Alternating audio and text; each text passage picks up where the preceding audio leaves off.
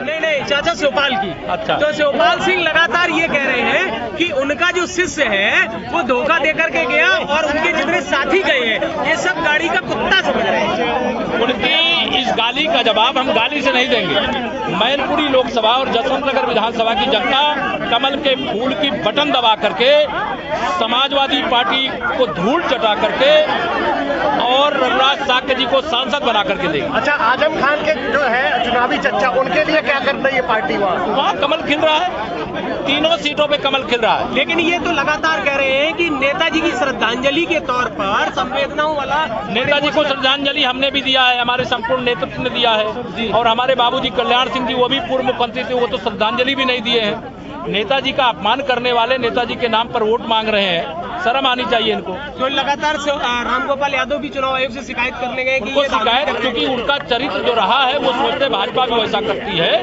भाजपा केवल निष्पक्ष चुनाव कराने की पक्षधर है, निष्पक्ष चुनाव में भाजपा की जीत सपा की करारी हार नहीं। यादव जी की नहीं, योगी आदित्यनाथ जी के नेतृत्व वाली सरकार है सब। इसलिए आप सब लोगों से यहां पर आज मेरा इतना ही निवेदन है, आज तारीख 1 दिसंबर है, कितना समय बचा है वोट डालने के लिए? केवल 3 दिन बचा। मैं एक निवेदन करूं, मेरी बात मानोगे आप लोग? केवल आपको ही नहीं, आपकी आने वाली पीढ़ियों की सुरक्षा की गारंटी इस बात पर होगी कि आज से लेकर के 4 तारीख तक तो प्रचार करिए सब दमखम के साथ। आप सब लोग रघुराज साक्य बन जाइए, आप सब लोग प्रत्याशी की तरह घर घर जाइए, क्योंकि लोकसभा का प्रत्याशी सब जगह पहुंच नहीं सकता है, पहुंचना चाहे तो भी नहीं पहुंच सकता। आप सबको प्रत्याशी की तरह लोगों के बीच में जाकर के वोट मांगने का काम करना है। 3 दिन का समय लोगे, दोनों हाथ उठा से तो मुझसे जो वादा करना उसे आप निभाना, और जो मैं आपसे वादा कर रहा हूं उसे मैं निभाऊंगा, ये आपको भरोसा दिला करके जा रहा हूं। 3 दिन तक लगातार प्रचार की बागडोर आप अपने हाथों में ले लीजिए और 5 दिसंबर को सुबह 6 बजे से ही मतदान केंद्र पर अपनी लाइन लगा लीजिए।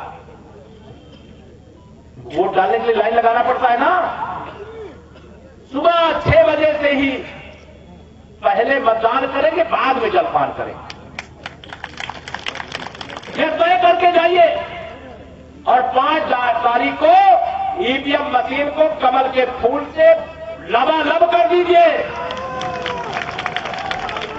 और जसवंत नगर के विकास की गारंटी डबल इंजन सरकार, केंद्र में रघुराज जी पहुंच जाएंगे, कठेरिया जी अभी थे ही आपके सामने। मतलब देश की सरकार के खजाने की चाबी, प्रदेश के सरकार के खजाने की चाबी आपके पास है। 5 दिसंबर को भारी मतदान करिए। अगर 65% वोट सैफई परिवार के खिलाफ है, ये जसवंतनगर कैसे जीत सकते हैं, मैनपुरी कैसे जीत सकते हैं? ये तो पिछली बार पूरा मैनपुरी जिला हार करके लगाए थे, जब हमारे वरिष्ठतम नेताओं ने प्रचार नहीं किया था। और अब तो यहां पूरा प्रचार के लिए आपके दरवाजे पर भी आ नहीं पाए थे हम लोग जसवंतनगर में उस समय, लेकिन आज आए हैं आपसे प्रार्थना करने के लिए। यहां पर लोकसभा के चुनाव से सांसद बनने के बाद आप रघुराज साक्य जी को तो मिल सकते हो, क्या डिंपल यादव से भी मिल सकते हो? क्या दोनों हाथ उठाए बताओ, मिल सकते हो क्या? उनके पति अखिलेश यादव जी से मिल सकते हो क्या? उनके चुनावी चाचा शिवपाल सिंह से मिल सकते हो क्या? अब पता नहीं ये लोग जेल ना चले जाए, फिर आपको जेल मिलने जाना पड़ेगा। इसलिए आप ऐसे व्यक्ति को अपना सांसद बनाइए, ऐसे व्यक्ति को अपना आशीर्वाद दीजिए जो आपकी सेवा में आज भी है, कल भी रहेगा, परसों भी रहेगा। और देश की प्रदेश की दोनों सरकार आपकी सेवा में समर्पित रहेगी। भ्रष्टाचार मुक्त जसवंतनगर विधानसभा मैनपुरी लोकसभा को बनाएंगे। मैं तो सुन करके हैरान हूं अभी मैनपुरी में ही था मैं, आज 3 कार्यक्रम वहां से भी करके कल भी कार्यक्रम था। कैसा आतंक, मतलब जैसे कोई शेर के सामने कोई बकरी खड़ी हो और शेर को देख करके उसको डर लगता रहता हो, वैसे मैनपुरी लोकसभा की हालत बना करके इस परिवार ने रखी थी। इस परिवार की गुंडागर्दी को आप सैफई यानी मैनपुरी लोकसभा से खत्म करोगे, पूरे उत्तर प्रदेश से तो हम लोग खत्म कर ही दिए हैं। ये 400 सीटें, 4 चुनाव हार चुके, ध्यान रखना। 2014 का लोकसभा, 2017 का विधानसभा, 2019 का लोकसभा, और 2019 में तो बहन मायावती जी का आशीर्वाद था इनको, था कि नहीं था? इस बार तो नहीं है ना। और 2019 और 2022 का भी विधानसभा चुनाव, जिसमें श्री अखिलेश जी कह रहे थे हम 400 सीटें जीत रहे हैं। सुन रहे थे कि नहीं सुन रहे थे आप लोग? लेकिन जनता तो सब समझती है। कल यहां पे मैं अभी मेरे पत्रकार मित्र ने पूछा, एक उन्होंने कहा कि प्रोफेसर राम गोपाल यादव जी कह रहे हैं भाजपा वाले गुंडे हैं। मैंने कहा भाजपा वाले गुंडे ही करते हैं, कभी सुना है क्या आपने? हम निष्पक्ष कार्रवाई करते हैं, हम लोग न्यायवादी सरकार चलाते हैं, हम गरीब के जीवन में खुशहाली लाते हैं, किसान के जीवन में खुशहाली लाने वाले काम करते हैं। अब ऐसी कोई सरकार नहीं है जो पैसा देकर के नौकरी देती है। अब उत्तर प्रदेश में प्रतिभा के आधार पर लोगों को नौकरी मिलती है। माननीय मुख्यमंत्री जी ने कह दिया कि शिवपाल सिंह यादव जी तो पेंडुलम की तरह है, फुटबॉल की तरह है। कहा था तो श्री अखिलेश यादव जी ज्ञान देने लगे कि उन्होंने फिजिक्स नहीं पढ़ी है। तो मैंने कहा श्री अखिलेश यादव जी आप क्या फिजिक्स के प्रोफेसर हो क्या? माननीय मुख्यमंत्री जी ने जो कहा है वही कहा है, जो आपने किया है। मैं एकदम यह बात का, मैं गलत तो नहीं कह रहा हूं। यह तो ऐसे पुत्र रहे हैं जो अपने पिता के, अब वो नहीं है उनके बारे में कहना नहीं चाहता, लेकिन जो अपने पिता का नहीं हो सकता, जो अपने चाचा का नहीं हो सकता, अपने भाई धर्मेंद्र यादव को भेज दिया आजमगढ़, अभी 1 घंटे के लिए प्रचार करने नहीं गया बंदा, और आज गली गली घूम रहे हैं, वोट दे दो, बगला भगत बन रहे हैं। आज आपसे वोट मांगने के लिए हाथ जोड़ करके गली गली घूम रहे हैं। ये कभी हाथ जोड़ करके वोट मांगते थे क्या? है वोट दे देना बूथ में, जब तक तुम्हारा वोट पड़ गया तुम वापस चल जाओ, यही कहते थे कि नहीं कहते थे? लेकिन अब ऐसा नहीं होगा। अब चुनाव आयोग से हम लोगों ने भी, हमारी पार्टी ने भी मांग की है कि एक एक मतदाता को निर्भीक होकर के निष्पक्ष वोट पड़े, चुनाव आयोग इसकी व्यवस्था कराए। अब जब व्यवस्था कराने लगता है तो उनको लगता है कि अरे हमारी जो व्यवस्था थी उसके विरोध में काम हो रहा है। अब गुंडों के खिलाफ, अपराधियों के खिलाफ, बूथ कब्जा करने वालों के खिलाफ कार्रवाई करना ये गलत है क्या? गलत है? बताओ गलत है? अब जब सही कार्रवाई हो रही तो इनको दर्द हो रहा है। ये कह रहे हैं कि भारतीय जनता पार्टी की सरकार है, ये पुलिस प्रशासन का दुरुपयोग कर रहे हैं। मैंने कहा आपने असली चरित्र अपना बता दिया। आप जब सत्ता में थे तो कन्नौज लोकसभा से अपनी पत्नी यही डिंपल यादव जी को निर्विरोध सांसद बनवाया था, याद है आप लोगों के? नहीं। और लेकिन जब चुनाव हुआ तो वहां सुब्रत पाठक जी जीत करके भारत की संसद के सदस्य बन करके पहुंचे। ये कन्नौज को अपनी जागीर समझते थे, फिरोजाबाद को अपनी जागीर समझते थे, बदायूं को अपनी जागीर समझते थे, मैनपुरी को अपनी जागीर समझते थे, आजमगढ़ को अपनी जागीर समझते थे, मैनपुरी रामपुर को अपनी जागीर समझते थे। लेकिन आजकल इनका चच्चा भी रो रहा है। देखा है कि नहीं आप लोगों ने टीवी में? चच्चा वाले मोहम्मद आजम खां, वो भी रामपुर में रो रहे हैं, मेरे साथ अन्याय हुआ है, मुझे तो जेल भेजा गया है। मैंने कहा मियां कि घड़ियाली आंसू मत बहाओ, तुमने वहां के रामपुर के गरीबों को खून के आंसू रुलाने का काम किया है, गरीबों की जमीन और मकान और दुकान को कब्जा करने का काम किया है, पूरे प्रदेश में दंगाई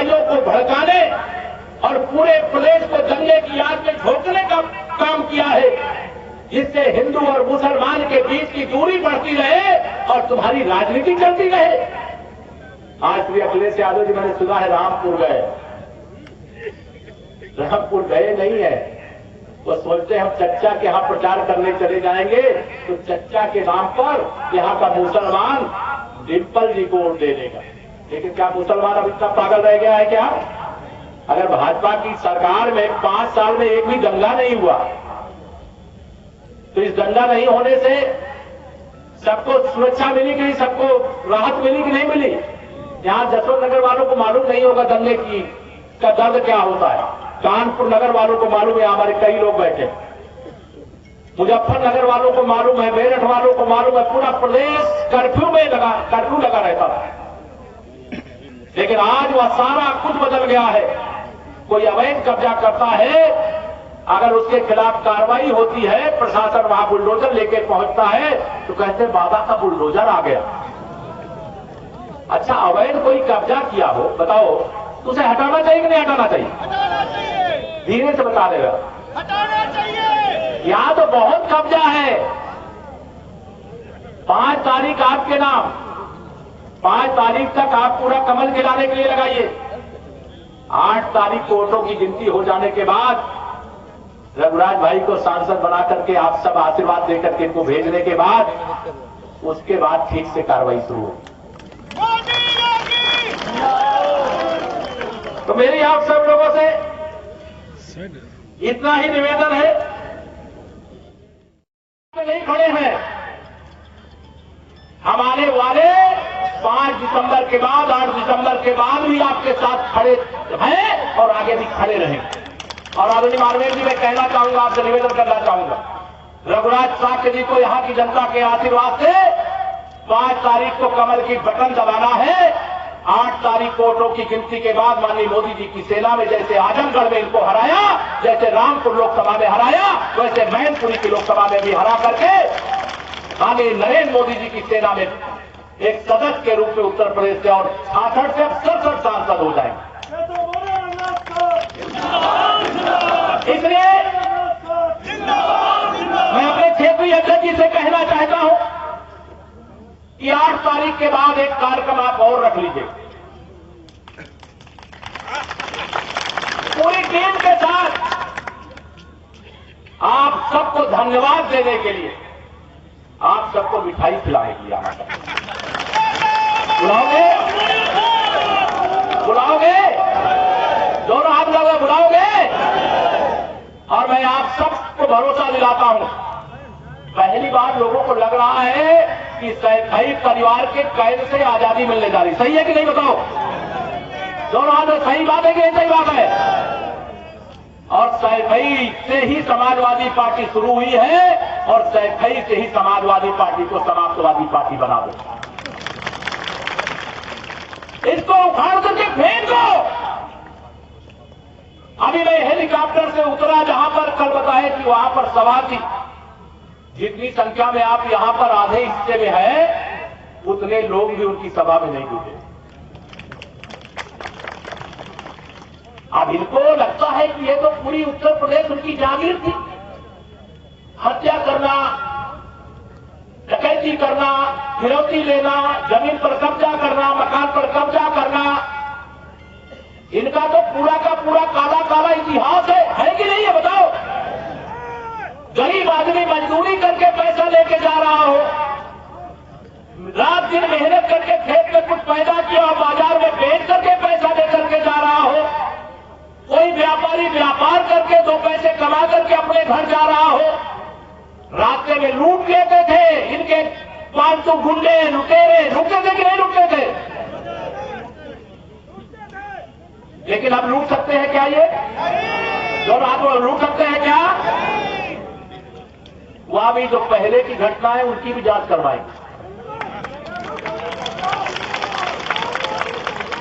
जो अवैध कब्जे हैं, इधर से आवाज आ रही बुलडोजर की।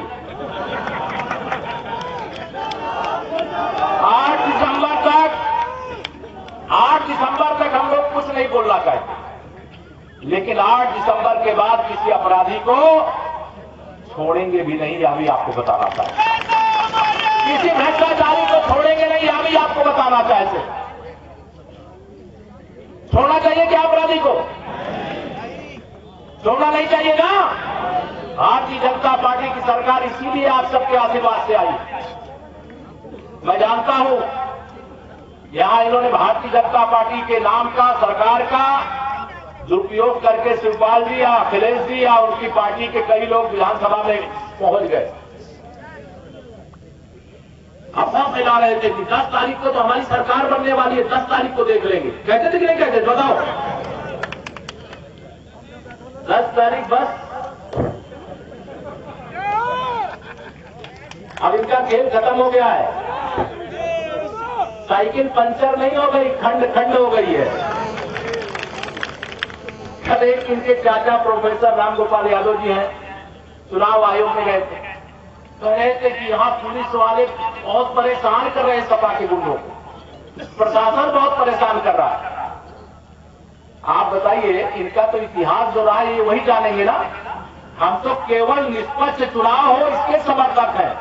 जो भारत के संविधान में भारत रत्न बाबा साहब भीमराव अम्बेडकर जी ने हमें वोट डालने का अधिकार दिया है अपनी मर्जी से, केवल हम वोट डाल पाए, यही ना कहते हैं आप लोग। जनता ने मत को नकार रहे हैं, जनता ने मत को नकार रहे हैं। अरे अब ये नहीं कर पाएंगे, चिंता मत करो। अब इनके बूते की बात नहीं रह गई। इनके गुंडे अब भागे भागे फिर रहे।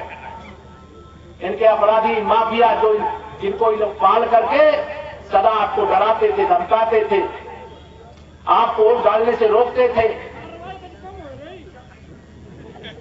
अभी चुनाव आयोग की कार्रवाई हो रही है। केवल इतना जरूर मैं कह दे रहा हूं, जो गुंडाई करे जरा उसकी सूची बना के रखना। सांसद जी को दे देना, चाहे हमारे जिलाध्यक्ष जी को दे देना, चाहे क्षेत्रीय अध्यक्ष जी को दे देना, गुंडागर्दी नहीं चलेगी।